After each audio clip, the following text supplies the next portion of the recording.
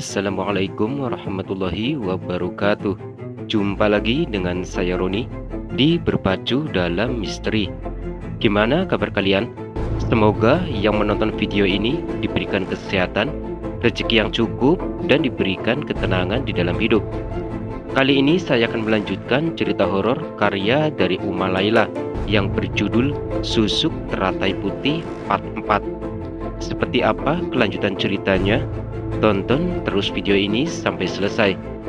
Untuk yang belum menonton part sebelumnya, tonton terlebih dahulu agar kalian bisa memahami alur dari cerita ini. Dan jangan lupa subscribe dan like, dan aktifkan lonceng notifikasinya agar kalian bisa mendapatkan video terbaru dari channel ini. Baiklah, nggak usah lama-lama lagi. Seperti biasa, siapkan kopi, teh, duduk senyaman mungkin, pejamkan mata kalian, dengarkan dan simak baik-baik ceritanya.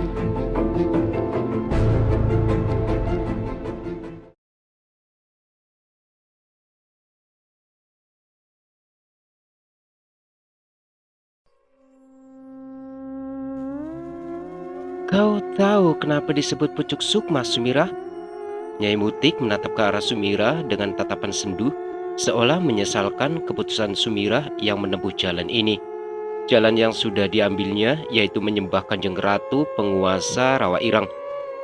Nyai Mutik sejatinya sangat berharap tidak ada lagi seseorang yang akan mengalami hal tragis saat ingin meraih keabadian. Namun, Sumira yang rupanya telah dipenuhi oleh amarah dan dendam itu bersikeras untuk menginjak dan menempuh jalan yang kesemuanya bertebaran tulang belulang dari manusia yang gagal melakukan ritual. Sumira menggelengkan kepalanya, pertanda tidak tahu.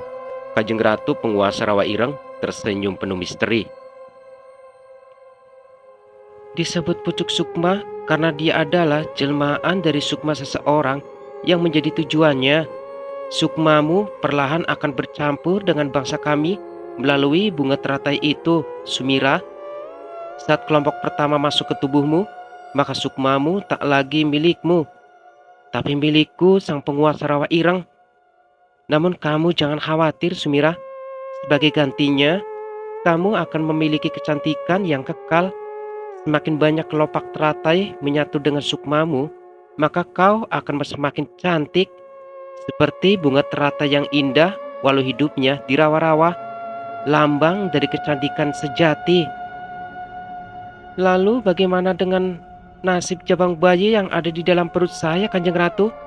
Apa saya masih bisa bertemu dengan anak saya, Kanjeng Ratu? Itu sudah bukan urusanmu lagi, Sumira. Aku tegaskan, jangan lagi kamu bertanya soal anakmu. Dia sekarang milikku, bukan milikmu. Terlihat tak suka dengan apa yang ditanyakan oleh Sumira. Sang ratu matanya membulat dengan pupil ular yang kemerahan. Tubuh Sumira bergetar hebat karena ratunya telah murka. Bola mata sang ratu yang tadinya berwarna hitam berubah menjadi merah dan berpupil mata seekor ular.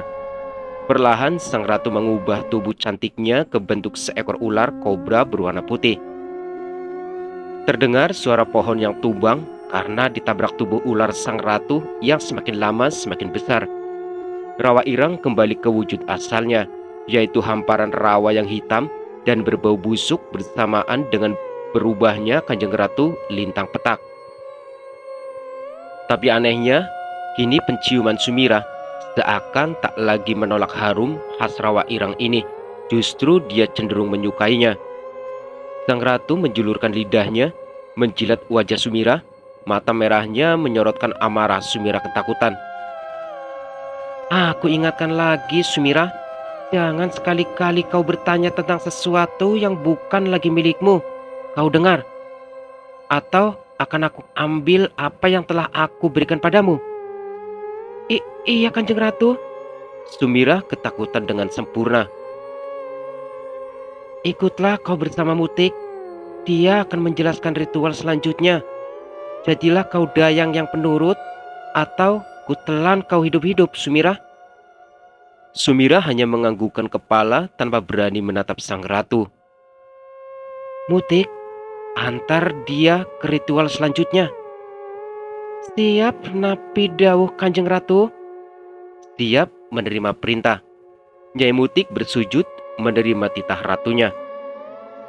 Penguasa Rawa Ireng tersebut pergi meninggalkan Sumirah yang menggigil ketakutan. Nyai Mutik mendekati Sumirah yang kini terduduk lemas di tanah. Jangan ulangi lagi, Sumirah. Kamu harus menahan perasaanmu jika di depan Gusti Ratu, atau nyawamu sebagai gantinya. Bukankah kamu sendiri yang meminta bantuan Kanjeng Ratu? Jadi jangan sampai membuat beliau murka, Sumirah. Sumirah masih gemetaran. Tatapan sang ratu seolah menembus jantungnya. Keringat dingin membasahi seluruh tubuhnya. Nyai Mutik meremas perlahan bahu Sumirah. Hawa hangat mengalir perlahan seolah mengisi kembali tenaga milik Sumirah. Ikutlah denganku. Kamu bawa bejana yang berisi bunga teratai ini, ingat. Jangan berbuat yang aneh-aneh jika ingin selamat. Sumirah mengangguk kemudian bangkit mengikuti langkah Nyai Mutik yang tangan kanannya membawa sebuah obor. Mau kemana kita, Nyai? Langkah kaki Sumirah dan Nyai Mutik menyibak gelapnya malam Rawa Ireng. Gua Pitutur, Sumirah. Di sana kamu akan menjalani ritual selanjutnya. Berusahalah. Sumirah terdiam. Dirinya tidak berani bertanya lebih banyak lagi. Pengalamannya menghadapi amarah Gusti Ratu Lintang Petak membuatnya sangat berhati-hati dalam menggunakan lidahnya. Dirinya mengikuti kemanapun Nyai Mutik melangkah. Sumirah, Nyai Mutik memanggilnya lembut. Langkah kakinya menatap menuju gua Pitutur. Tangan kanannya memegang erat obor yang nyala apinya bergoyang-goyang karena embusan angin malam. enggih, Nyai. Ada apa? Nanti di sana kamu harus meyakinkan hatimu. Jangan ragu atau kamu tak akan bisa melihat kembali matahari. Mantapkan hatimu. Ingat, tujuanmu datang kemari. Jangan kalah. Apa yang tak memiliki rupa justru sesuatu yang sangat mengerikan daripada yang menampakkan rupanya. Enggih, Nyai. Sumirah semakin penasaran setelah mendengar kata-kata yang baru saja Nyai Mutik ucapkan. Apa itu gua Pitutur? Apa-apa di dalamnya? Kenapa dirinya harus menuju ke gua Pitutur? Kita sudah sampai, Sumirah. Ayo, kita masuk. Sumirah ragu melangkahkan kakinya. Gua yang ada di hadapannya sangat jauh dari apa yang dia bayangkan. Gua ini sangat bersih, tidak ada kotoran sedikit pun. Suasana terang karena banyak obor yang tertancap di dinding gua. Sumirah berpikir kalau gua Pitutur tempat yang begitu gelap, pengap, dan penuh dengan kotoran kelelawar. Ternyata dugaannya meleset, gua ini sungguh bersih. Kanjeng Ratu, kita sangat suka keindahan. Sangat suka kebersihan. Jangan kamu samakan Gusti Ratu dengan mereka yang bersembunyi di pohon-pohon atau tempat kotor. Gusti Ratu berada di tingkatan yang jauh dari mereka. Nyai Mutik berujar lembut seolah mengerti isi hati Sumirah. Ingatlah, Sumirah, tidak sembarangan orang bisa bertemu dengan Gusti Ratu. Hanya mereka yang membuat Gusti Ratu tertarik yang bisa bertemu dengannya, termasuk kita berdua.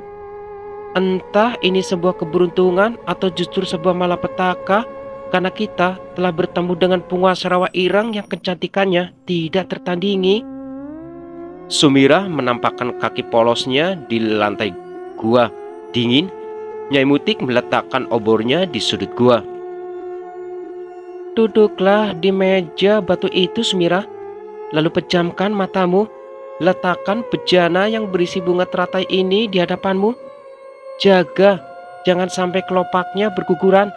Jika sampai bunga ini mati, berarti kamu juga mati. Kamu paham kan, Sumirah? Baik, Nyai, saya paham. Baguslah kalau begitu.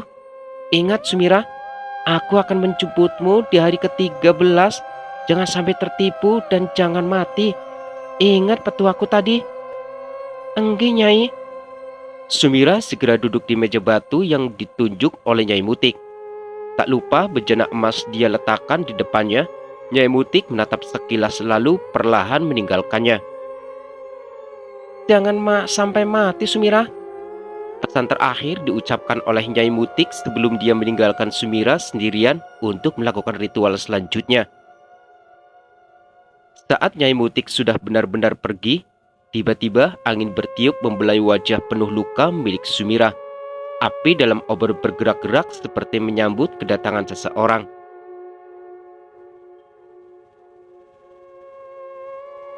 Sapa teman bakal tinemu. Barang siapa bersungguh-sungguh akan menemukan. Tiba-tiba terdengar suara lelaki tua menggema di seluruh penjuru gua. Sumira merapatkan matanya, tangannya memegang bejana dengan bergetar. Timbul riak air di dalam bejana emas. Sapa teman bakal tinemu. Barang siapa bersungguh-sungguh akan menemukan. Suara serak lelaki tua kembali terdengar. Angin kembali menerpa, kini seluruh penerangan dalam gua padam. Sapa teman bakal tinemu. Barang siapa bersungguh-sungguh akan menemukan. Suasana di dalam gua sangat gelap, sementara suara kakek tua terus terdengar berulang-ulang. Suaranya terdengar hingga menembus jiwa. Sumira semakin rapat menutup matanya. Tiba-tiba suara sang kakek menghilang, gua terasa sunyi dan gelap. Terdengar suara riak air dari bejana emas yang bergetar karena gerakan tangan Sumira yang ketakutan. Sumira berusaha menenangkan degup jantungnya hingga akhirnya gemetar di tangannya perlahan mereda. Bejana tak lagi bergetar. Cukup lama Sumira ditelan keheningan gua hingga tiba-tiba terdengar suara kaki yang melangkah perlahan. Mantan istri dari Permana itu memenajamkan pendengarannya. Sumira begitu familiar dengan suara yang didengarnya. Itu suara langkah kaki sang Rama saat berjalan menggunakan sandal slopnya. Suara langkah kaki terdengar semakin mendekat dan berhenti tepat di hadapannya. Sumira masih tetap menutup matanya. Nyai Mutik berpesan supaya dirinya jangan sekali-kali membuka matanya.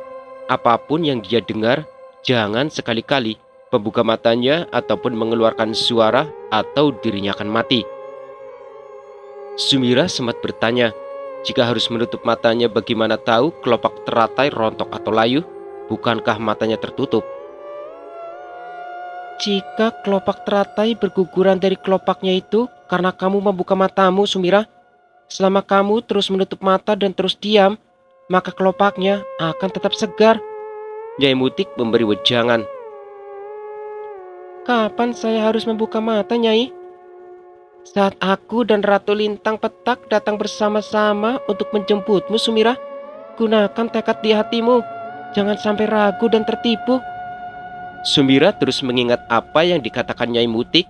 Dia tak ingin gagal dan mati sia-sia. Sumira, kenduku, Rama kangen marang seliramu, Cak Ayu. Bukao mripatmu, Cak Ayu. Sumira, anak perempuanku, ayah kangen dengan dirimu. Bukalah matamu, anak cantik. Mendengar suara sang bapak memanggilnya, Sumira tak bergeming, dia tetap diam. Cak Ayu. Suara ayahnya masih terdengar. Sumira masih tetap di posisinya semula, tanpa membuka mata dan tetap diam. Sumira menghela nafas lega saat suara ayahnya tak lagi terdengar. Namun rasa lega di hati Sumira tak berlangsung lama karena terdengar suara yang lainnya. Kini giliran suara langkah kaki yang agak diseret, serta suara ketukan kayu yang biasa digunakan Nyai Aminah sebagai penopang saat beliau berjalan terdengar mendekati Sumira. Suara langkah itu kini juga berhenti tepat di hadapan Sumira. Sumira, iki uwa, apa kowe ora kangen? Bukao mripatmu, Cak Ayu. Sumira, ini tante. Apa kamu tidak rindu? Bukalah matamu, anak cantik sayang. Begitu mendengar suara Nyai Aminah, hampir saja Sumira tergoda dan hendak membuka matanya. Dia sangat merindukan Nyai Aminah yang telah dia anggap seperti sang ibu. Tapi Sumira urung saat dia ingat jika Nyai Aminah telah tewas dalam kebakaran, dan itu karena dirinya. Setetes air mata meluncur dari pipinya dan jatuh tepat di bejana. Air matanya bercampur dengan air dari rawa ireng. Tangannya kembali bergetar. Nyai Aminah meninggal karena Permana telah membakar rumah sang uak. Permana yang mengatakannya sendiri sewaktu dia menyiksanya di pinggir kali waktu itu. Tekad Sumira semakin kukuh. Dia harus membalaskan dendam ke Permana. Sumira diam, membiarkan suara Nyai Aminah yang dia rindukan terus merayunya agar membuka mata. Hingga akhirnya sosoknya itu menghilang dalam gelap. Suasana hening kembali. Sumira menunggu siapa selanjutnya yang akan datang menemuinya. Kini terdengar suara langkah berat menghampiri dirinya. Sumira menajamkan pendengarannya kembali karena mengenali suara langkah kaki ini. Suara langkah kaki dari orang yang angkuh dan sombong, Permana. Sumira. Permana menyebut namanya dengan keras. Suaranya menyebar ke penjuru gua. Kesombongannya masih tetap sama seperti Permana yang asli. Sumira tahu kalau suara ini hanya tiruan. Tak mungkin Permana menemukannya di sini. Mustahil. Kau tahu, Sumira? Terasa hembusan nafas tepat di wajah penuh luka milik Sumira. Orang yang telah membuat ramamu mati adalah aku, Sumira. Aku menanamkan uan setunggal pada ramamu yang bodoh itu. Kau saat aku berhasil menikahimu. Ku kirim guna-guna agar ramamu mati dan mengambil semua harta warisannya yang ada padamu. Suara yang begitu mirip dengan Permana itu tertawa terbahak-bahak. Sumira mencengkram erat bejana emas di depannya. Airnya kembali bergoyang. Sumira mengatupkan matanya semakin erat. Dia harus bertahan. Ayo Sumira, buka matamu. Bukankah kau sangat membenciku? Bukankah kau ingin membalaskan dendam ramamu? Bukankah kau sangat ingin membunuhku, Sumira? Bukalah matamu, Sumira. Suara Permana terdengar keras, menghancurkan hati Sumira, namun membuat niatnya untuk membalas dendam kepada Permana yang asli semakin kokoh.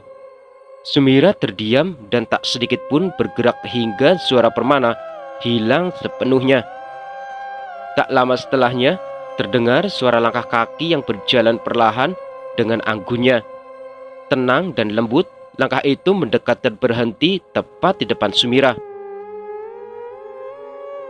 Sumira, suara mendayuk khas Gendis masuk bagai belati di telinga milik Sumira. Kenapa kamu harus lebih cantik dariku, Sumira? Kenapa kamu harus terlahir kaya, anak seorang juragan, sementara aku hanya anak orang miskin? Aku iri, Sumira. Akan aku ambil semua milikmu, dimulai dari Permana suamimu, Sumira.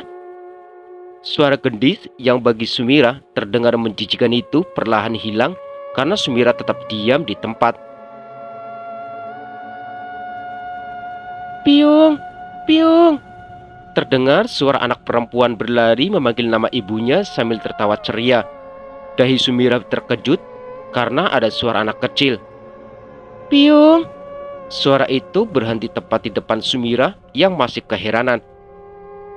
Piung. Ini aku anakmu, Biung, Sumira. Aku anak yang engkau kandung, Biung. Apa engkau lupa? Hati Sumira tercubit mendengar suara anak kecil yang ada di depannya kini memanggil dirinya Biung. Tentu saja jiwa keibuannya terusik. Apa Biung tidak ingin melihatku, Biung? Biung sudah menjadikanku putri mahkota rawa ireng, Biung. Apa Biung tak ingin melihatku untuk pertama dan terakhir kalinya? Apa Biung tak sayang padaku? Apa Biung tak ingin memelukmu? Anak yang engkau kandung, wahai Biung, Sumira.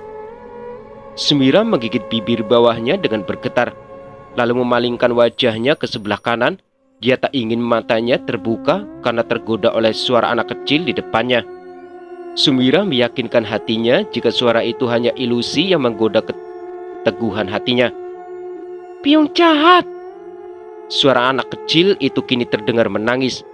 Sumira tetap memalingkan wajahnya dan semakin menutup rapat matanya. Suara tangisan anak lelaki itu semakin lama, semakin menghilang. Sumira menghela nafasnya perlahan. lalu kembali mengarahkan pandangannya ke depan. Cukup lama suara-suara itu tak terdengar lagi. Sumira sudah lemas. Entah sudah berapa lama Sumira berada di gua Pitutur tanpa makan dan minum. Sumira masihlah manusia biasa yang membutuhkan makanan, perutnya sudah perih. Kenapa Nyai Mutik belum menjemputnya? Masih lama kah? Saat Sumira sedang sibuk dengan pikirannya sendiri, tiba-tiba suara halus yang dia kenal terdengar di hadapannya. Sumira tak mendengar langkah kaki atau apapun. Tiba-tiba suara halus itu sudah ada di hadapannya. Sumira, buka matamu. Aku menjemputmu. Kanjeng Ratu kini berdiri tepat di hadapan Sumira. Tampak Ratu Lintang Petak berdiri sendirian. Sumira menarik nafas lega karena itu suara Ratu yang akhirnya menjemputnya. Namun saat dia hendak membuka matanya, tercium bau bangkai yang sangat menyengat. Sumira kembali merapatkan kedua matanya yang hampir terbuka karena teringat jika ratunya itu selalu tercium harum bunga kantil, bukan bau bangkai seperti makhluk di hadapannya saat ini. Terlebih, saat ini yang terdengar hanya suara Kanjeng Ratu saja, tidak ada suara Nyai Mutik. Padahal kata Nyai Mutik, dirinya akan dijemput oleh keduanya secara bersamaan. Kenapa kini hanya terdengar suara Kanjeng Ratu saja? Sumira yakin jika suara ratunya hanya tipuan belaka agar dirinya gagal. Sosok di depan Sumira kini tersenyum. Kedua sudut bibirnya tertarik hingga ke telinga. Giginya meruncing, lidah bercabangnya terulur hendak menjilat wajah Sumira. Sumira kaget saat mendengar suara yang mirip sang ratu itu menjadi sangat keras seperti kesakitan. Terlihat lidah makhluk yang hampir menyentuh wajah Sumira terbakar karena ada aliran listrik yang menyambar lidahnya. Sosok itu terpelanting jauh menabrak dinding gua. Suara itu menggeram kemudian mendesis, lalu perlahan hening kembali menguasai dalamnya gua Pitutur. Saat Sumira berusaha menghadapi ujian, gua Pitutur, sang ratu dan Nyai Mutik tengah mengawasi Sumira dari pantulan danau jelmaan Rawa Irang. Amarah sang ratu kepada Sumira telah mereda. Nyai Mutik yang ikut mengawasi Sumira merasa lega. Hampir saja Sumira tergoda. Andai perempuan itu membuka matanya, maka Sumira akan menjadi santapan dan lembut yang menyerupai Kanjeng Ratu tadi. Kanjeng Ratu Lintang Petak tersenyum melihat perjuangan Sumira dalam menghadapi ujian di Gua Pitutur. Ayo kita jemput Sumira, Mutik. Enggi Kanjeng Ratu, siap nampi dawuh. Hanya dalam sekejap, penguasa Rawa Ireng dan Nyai Mutik sudah berada di depan mulut Gua Pitutur yang terlihat gelap. Tak ada sinar sedikit pun yang menerangi dalamnya gua. Hanya sinar rembulan yang melapisi tipis gua bagian atas serta luar gua. Selebihnya, semakin menatap mulut gua, maka hanya kegelapan yang terpampang nyata. Saat langkah pertama sang ratu memasuki gua, semua obor yang berada di gua yang tadinya mati, kini apinya kembali menyala, gua kembali terang. Sumira kaget karena kini di sekitarnya menjadi terang.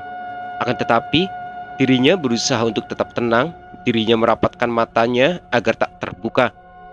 Sang ratu dan Nyai Mutik tersenyum melihat keteguhan hati yang dimiliki Sumira. Bukalah matamu, Sumira. Aku datang menjemputmu. Suara lembut Kanjeng Ratu Lintang Petak terdengar. Sumira masih ragu membuka kelopak matanya. Dia takut kalau lagi-lagi makhluk di depannya bukanlah Kanjeng Ratu yang asli. Bukalah matamu, Sumira. Aku datang kemari bersama Kanjeng Ratu untuk menjemputmu. Kau telah lolos ujian Gua Pitutur, Sumira. Selamat. Suara Nyai Mutik masih belum meyakinkan Sumira bahwa yang berada di depannya memang asli, bukan jadi-jadian. Sumira menghirup aroma di sekitar, tercium aroma kembang kantil. Kini Sumira telah yakin kalau di depannya memang benar penguasa Rawa Ireng yang asli. Perlahan Sumira membuka kelopak matanya. Hal pertama kali yang dia lihat setelah 13 hari menutup mata adalah wajah cantik sang penguasa Rawa Ireng yang dia sembah. Kanjeng Ratu, Sumira berusaha turun dari meja batu agar dapat duduk bersimpuh untuk memberi hormat kepada junjungannya. Namun kini dirinya terlalu lemah. Dirinya pun terhuyung, namun dengan sigap bahunya ditangkap oleh Nyai Mutik sehingga Sumira tidak limbung dan terjatuh dari meja batu tempatnya bertapa. Sumira tampak pucat dan lemas. Tenaganya telah habis terpakai untuk bisa selamat dari ujian di Gua Pitutur. Ratu Lintang petak memetik sebuah kelopak teratai dari bejana emas yang dijaga Sumira. Perlahan sang ratu mengeluarkan tangannya di depan mulut Sumira yang terkatup karena lemas. Makanlah kelopak bunga ini, maka tenagamu akan kembali seperti sedia kala, Sumira. Sumira mengangguk, lalu perlahan membuka mulutnya dan mengunyah perlahan kelopak teratai yang disodorkan kepadanya. Perlahan punggung Sumira terasa panas, seolah ada yang masuk dari punggungnya. Panasnya menyebar dengan cepat ke seluruh tubuhnya. Jantung memompa darahnya lebih cepat. Wajah pucat Sumira perlahan kembali merona. Tenaganya kembali seperti sedia kala. Bahkan kini dirinya tak lagi merasa lapar dan haus. Sumira sangat takjub. Sumira, enggi Kanjeng Ratu. Setelah ini, pergilah kau dengan Mutik. Lakukan ritual selanjutnya. Kau harus berusaha menyelesaikan semuanya sebelum bulan purnama selanjutnya tiba. Siap nampi dawuh, Kanjeng Ratu. Sang ratu menghilang dari hadapannya hanya dalam kedipan mata setelah mendapat jawaban dari Sumira. Sesungguhnya Sumira sudah sangat lelah dengan seluruh ritual ini, tapi dia tidak boleh mengeluh. Dirinya harus kuat demi membalas dendam akan sakit hatinya kepada Permana, mantan suaminya yang telah menyakiti dirinya dengan sangat kejam. Ayo kita pergi, Sumira. Kamu harus segera menyelesaikan ritual selanjutnya. Waktumu tidak banyak. Enggi, Nyai. Sumira mengekor di belakang Nyai Mutik. Sumira terus berjalan mengikuti Nyai Mutik sambil terus melihat sekitar yang selalu malam dan gelap. Sumira baru sadar jika dirinya selama berada di Rawa Irang belum merasakan hangatnya mentari. Sekarang kita berada di dunia yang berbeda, Sumira. Kita tidak berada di dunia manusia. Tidak akan kamu ketemui matahari di sini. Apa kamu merindukan tempat asalmu, Sumira? Nyai Mutik berkata seolah dia mengetahui isi hati Sumira. Sementara itu, Sumira hanya menundukkan kepalanya sambil terus mengikuti langkah Nyai Mutik. Apa kamu tahu kenapa gua tadi disebut Gua Pitutur, Sumira? Tidak, Nyai. Hanya saya tidak tahu.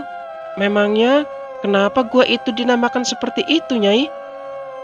Sejujurnya Sumira sangat penasaran dengan gua tempatnya tadi melakukan ritual, tapi dia tidak berani bertanya, takut Kanjeng Ratu murka kembali. Gua itu menyimpan seluruh isi hati manusia, Sumira. Manusia adalah makhluk yang paling pandai berbohong dan menyimpan kepura-puraan. Gua itu menyimpan rahasia hati manusia, entah itu perasaan cinta, rindu, benci, jahat, ataupun iri. Apa yang kamu dengar di Gua Pitutur adalah apa-apa yang disembunyikan manusia di lubuk hatinya paling dalam, Sumira. Berarti apa yang aku dengar itu nyata, Nyai. Lalu kenapa saya harus menutup mata saat mendengar suara-suara itu? Mata mudah ditipu, Sumira. Gua Pitutur tidak akan mengeluarkan suaranya jika kau tidak menutup matamu. Gua Pitutur tidak akan mengeluarkan suaranya jika kau tidak menunjukkan tekad hatimu. Yang ada, jika kamu gagal maka... Jika saya gagal, kenapa, Nyai? Kamu akan menjadi penghuni abadi Gua Pitutur. Kamu tidak hidup ataupun tidak mati. Kamu akan tersiksa karena terus-menerus mendengar isi hati manusia yang masih hidup di dunia.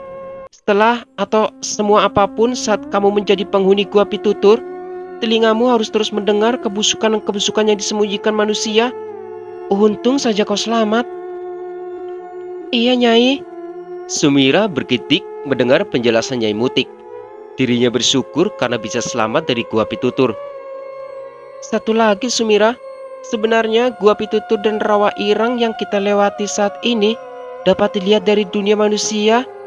Tempat ini sering digunakan mereka-mereka untuk menyepi, mencari keberadaan Kanjeng Ratu kita untuk meminta bantuan. Tapi yang mereka lihat hanyalah gua dan hamparan rawa-rawa biasa. Tidak sembarangan orang yang bisa melihat Gua Pitutur dan Rawa Ireng yang sebenarnya. Seperti yang aku katakan saat di Gua Pitutur, Sumira, kita dapat sampai di sini karena Kanjeng Ratu sangat tertarik dengan kita berdua. Lalu, apa Permana benar-benar orang yang membunuh Ramaku, Nyai? Apa itu yang kau dengar dari Gua Pitutur, Sumira? Iya, Nyai. Permana adalah orang yang menanamkan uwan setunggal pada Ramaku. Lalu saat dia sudah menikahiku, Permana mengirim guna-guna agar beliau meninggal. Gua Pitutur hanya menyatakan jawaban dari pertanyaan yang ada di hatimu sesungguhnya, Sumira. Jika itu yang kamu dengar, berarti itu adalah jawaban dari apa yang menjadi pertanyaan di hatimu selama ini, Sumira. Permana? Sumira menggeram. Tangannya mencengkram erat jarik yang dia kenakan. Dia harus membalas segala perbuatan Permana kepada keluarganya. Kita sudah sampai, Sumira. Tempat yang akan menjadi tempatmu melakukan ritual selanjutnya. Sekaligus ritual terakhir. Ritual penentu beberapa besar keinginanmu ingin menjadi perempuan tercantik. Sumira berhenti di sebuah pendopo yang bangunannya berwarna coklat berkilau. Ada 5 pilar penyangga pendopo tersebut. 4 pilar masing-masing berdiri kokoh di setiap sudutnya dan pilar terbesar berada di tengah pendopo. Ini adalah bangunan yang kuno namun gagah dan megah. Kita di mana, Nyai? Kita berada di pendopo jati, Sumira.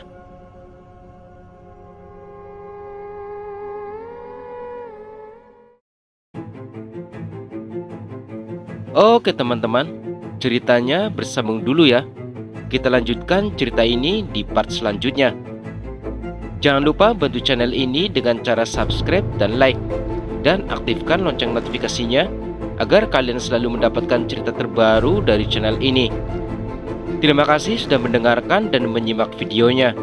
Selamat malam, selamat beristirahat. Saya Roni undur diri. Wassalamualaikum warahmatullahi wabarakatuh.